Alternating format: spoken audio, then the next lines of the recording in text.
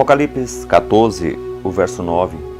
Seguiu-se a este outro anjo, o terceiro, dizendo em grande voz. A Bíblia apresenta no livro de Apocalipse, no capítulo 14, as 3 últimas mensagens aos habitantes do planeta Terra. Entretanto, essas mensagens são apresentadas por meio de 3 anjos. Esses 3 anjos voam pelo meio do céu e clamam com grande poder. O livro do Apocalipse é um livro simbólico. Essas mensagens em que os anjos aparecem pregando, na verdade, há um simbolismo por trás disso, porque Deus não comissionou anjos para pregar a sua palavra, para pregar o seu evangelho. Deus deixou a sua igreja. No Antigo Testamento era o antigo povo de Israel.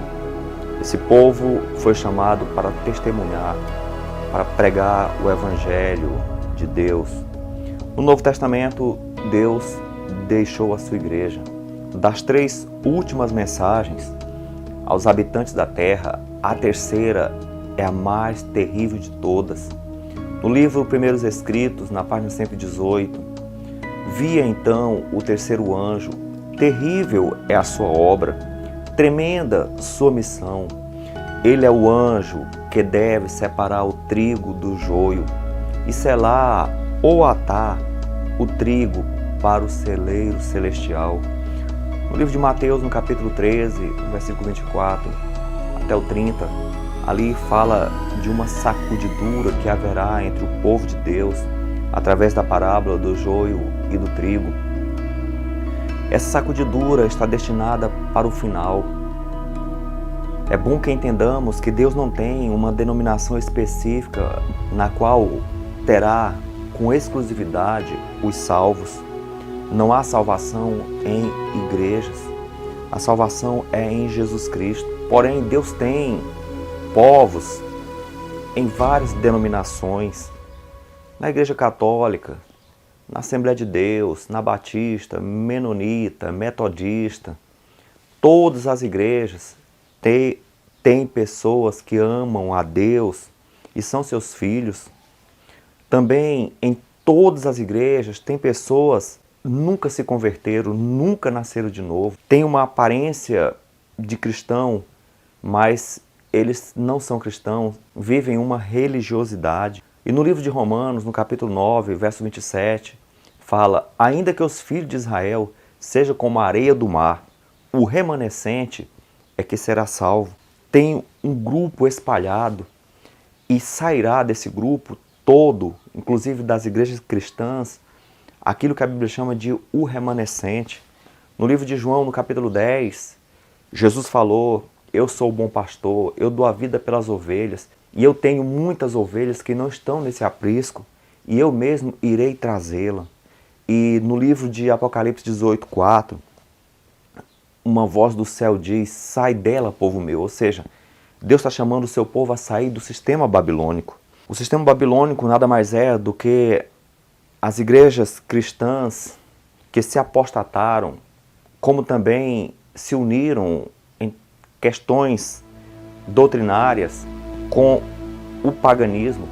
E Deus está conclamando, e essa voz irá ressoar com mais força à medida em que o tempo final se aproxima e se intensifica. Algumas igrejas têm pouca verdade, mas os filhos de Deus vivem na luz que receberam. Tem uma igreja que tem toda a verdade, e os filhos de Deus vivem em toda a verdade. Os que são religiosos não vivem na luz que receberam. E aqueles que vivem na luz em todas as igrejas, esse é o que a Bíblia chama de o restante, o remanescente. O terceiro anjo de Apocalipse 14 e todo o seu simbolismo será o movimento que irá fazer a grande separação entre o trigo e o joio. Esse terceiro anjo, a sua mensagem irá levar a humanidade a se decidirem ou por Deus ou pela besta. A grande prova, conforme Apocalipse 13, será um decreto econômico que ninguém compra e ninguém vende se não adorarem a besta. Amigos, percebe-se que não será nada fácil. Estamos vivendo em um momento atual em que as nações, as pessoas, para sobreviverem, precisam comprar e precisam vender. Precisa comprar remédio, precisa comprar energia, precisa da internet, precisa de água, precisa da alimentação, precisa de casas, precisa de transportes. É um mundo extremamente dependente do compra e vende. Se as pessoas vivessem na zona rural, não haveria essa dependência. As pessoas teriam sua subsistência. Entretanto, como estamos diante de uma população urbana, tudo se compra e tudo se vende. Há uma dependência desse sistema financeiro. Então, o que será da humanidade sem poder comprar ou vender? Será uma grande prova. E todos irão ter que demonstrar se ama ao Deus vivo ou se ama aquilo que o mundo oferece. Vai haver um confronto entre o Deus verdadeiro e o Deus desse mundo. Aqueles que amam mais o dinheiro e aquilo que ele proporciona irão adorar a besta. E aqueles que amam a Deus, como no passado, os cristãos não se curvaram diante dos imperadores romanos. Também os cristãos da atualidade não irão se curvar diante da besta e daquilo que esse sistema oferecerá. Isso não será algo simples como imaginamos. Se fosse um mês, seria fácil. Agora imagina se esse processo se alongar por 5, 10, 15, 20 anos. O que será da humanidade? Muitos irão abandonar as fileiras dos seguidores de Deus e irão adorar a besta nessa grande prova. Por outro lado, também teremos aí algo espiritual. Haverá um grande engano.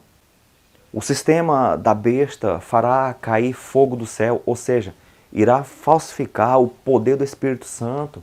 Não é coisa simples, vai haver aquele fervor, vai haver milagres. Lá diz que fará sinais e maravilhas, ou seja, então note que vai confundir. Alguns imaginarão que é algo divino.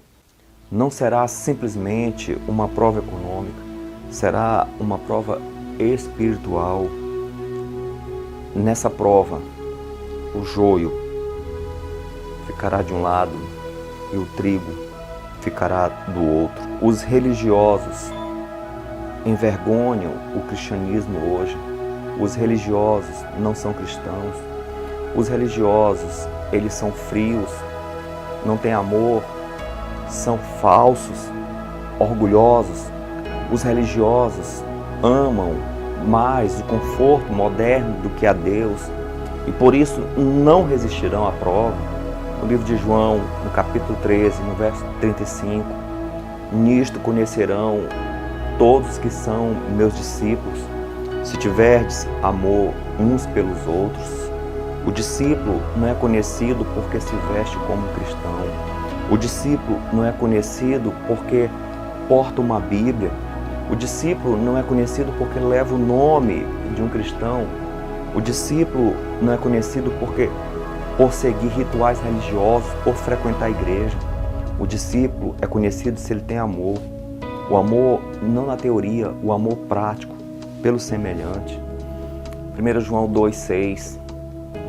Aquele que diz que está nele, esse deve andar como ele andou.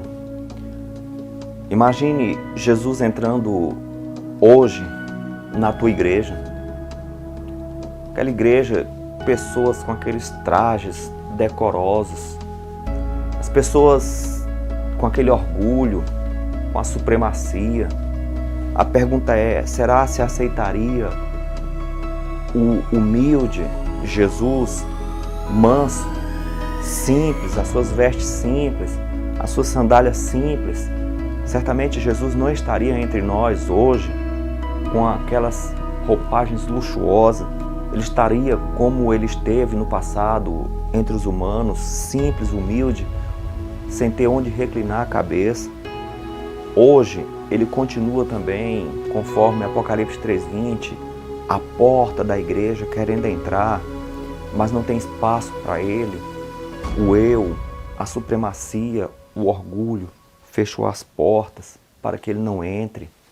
A última mensagem de Deus à humanidade, Apocalipse 14:9, se alguém adora a besta e a sua imagem, e recebe a sua marca na fronte ou sobre a mão, também esse beberá do vinho da cólera de Deus, preparado sem mistura, do cálice da sua ira, e será atormentado com fogo e enxofre diante dos santos anjos e na presença do Cordeiro.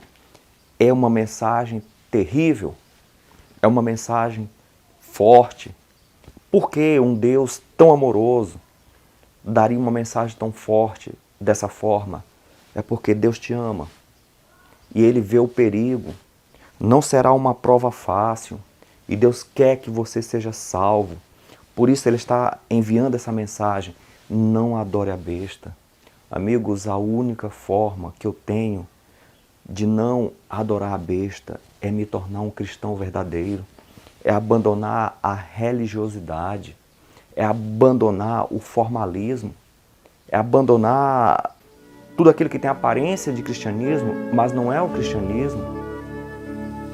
Eu tenho que nascer de novo. Os que nascerem de novo verão o reino de Deus. Quando um pai vê um filho em perigo, ele grita. Deus está vendo a humanidade em perigo, seus filhos em perigo, por isso a mensagem é tão forte. No livro de Mateus, no capítulo 26, ali tem o relato do Getsêmani.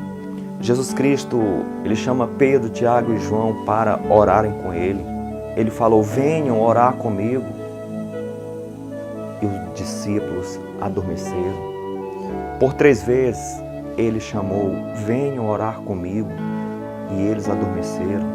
E como ele havia profetizado, Pedro, Satanás vai te sacudir. E a verdade foi essa. Eles foram sacudidos e abandonaram a Jesus.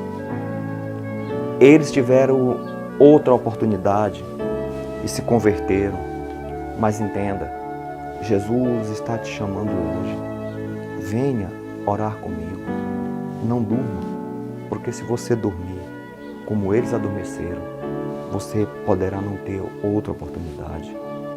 Orar, ler a Bíblia, comunhão com Deus. Você vai contemplar o amoroso Jesus e você vai se converter verdadeiramente. Você vai se tornar semelhante a Ele. Unicamente seguindo o Cordeiro por onde Ele for, remido por seu sangue, é que todos nós iremos resistir à grande prova que está por vir. Venha orar comigo, passe tempo com Jesus. Ó Senhor, meu Deus, a grande prova está se aproximando. A cada dia, Senhor, os rumores da implantação da marca da besta, cuja imagem já está sendo formada, está diante de nós. Não permita que sejamos sacudidos, Senhor. Tira de nós toda a religiosidade e faça, Senhor, que morramos para esse mundo e nasçamos para o Teu reino, em nome de Jesus.